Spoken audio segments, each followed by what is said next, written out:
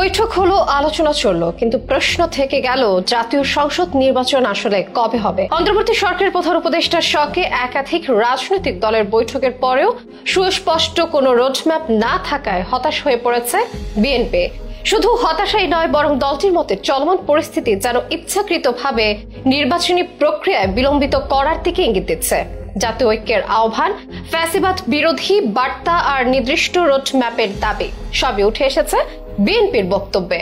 Roadmap যেমন নেই কোনো নির্ধারিত সময়সীমা বা ডিসেম্বরের মধ্যে নির্বাচনের ঘোষণা। এই অভিযোগ এনেই ফের হতাশা জানিয়েছে দলটি। তাহলে কি নির্বাচন ডিসেম্বরে 2025-এ নিরপেক্ষ নির্বাচনের আশা নিভে যাচ্ছে? আর কেনই বা সরকারের সদিচ্ছা নিয়ে উঠেছে প্রশ্ন। কোন কোন পয়েন্টে বিএনপির এত হতাশা এবং অভিযোগ?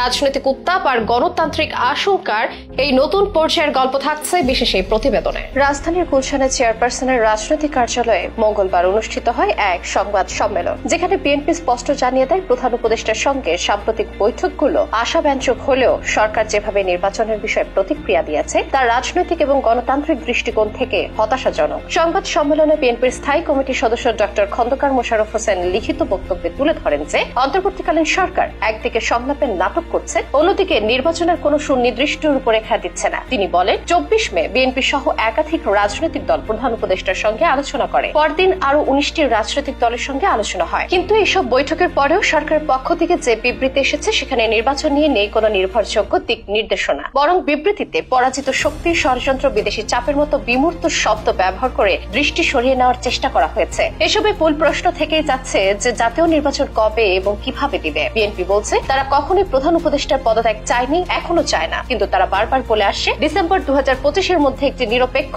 অংশগ্রহণমূলক এবং বিশ্বাসযোগ্য জাতীয় সংসদ নির্বাচনের জন্য একটি রোডম্যাপ অন্তত জরুরি। তাদের মতে নির্বাচন এবং সংস্কার দুটোই একসঙ্গে চলা সম্ভব, কিন্তু সরকারের ভেতর থেকে নিরপেক্ষতা এবং সক্ষমতার যে অভাব দেখা দিচ্ছে তাতে সংশয় বাড়ছে সাধারণ জনগণের মনে। খন্দকার মোশাররফ অভিযোগ করে সরকারের বক্তব্য বিভ্রান্তিকর। তারা একদিকে অযৌক্তিক দাবি দেওয়ার অজুহাত তোলে, অন্যদিকে জনমতের প্রতি দায়বদ্ধতা এড়িয়ে যায়। তিনি বলেন সরকারের সাম্প্রতিক ভাষ্য যেন রাজনৈতিক প্রতিপক্ষকে হেয় করার প্রয়াস মাত্র। তিনি আরো বলেন সরকার যদি পরাজিত শক্তির ষড়যন্ত্র বন্ধ করতে চায় তাহলে সঠিক পথ হলো অবিলম্বে নির্বাচন আয়োজন। যে কোনো বিলম্ব, অস্পষ্টতা বা নাটকীয়তা সেই ষড়যন্ত্রকে আরো উস্কে দেয়। তাই একটি সময়বদ্ধ নির্বাচনের রোডম্যাপ ছাড়া কোনো বিশ্বাসযোগ্যতা প্রতিষ্ঠা করা সম্ভব নয়। খন্দকার মোশাররফের ভাষায় জুলাই ছাত্র গণ অভ্যুত্থানের আকাঙ্ক্ষাকে ধারণ করে বৃহত্তর জাতীয় ঐক্য গড়ে তুলতে হবে। ফ্যাসিবাদ বিরোধী চেতনা উদ্বুদ্ধ হয়ে দেশ আইনের শাসন এবং গণতন্ত্রের স্বাভাবিক রূপ ফিরিয়ে আনার এখনই সময়। সেই লক্ষ্যে তারা বিতর্কিত উপদেষ্টাদের অপসারণ দাবি করছেন, যাতে কোনো বিভেদ বা পক্ষপাত তৈরি না হয়। এদিকে ইশরাক হোসেনের মেয়র পদে গ্যাজেট প্রকাশ হলেও শপথ গ্রহণে বিলম্ব নিয়ে উদ্বেগ প্রকাশ করছে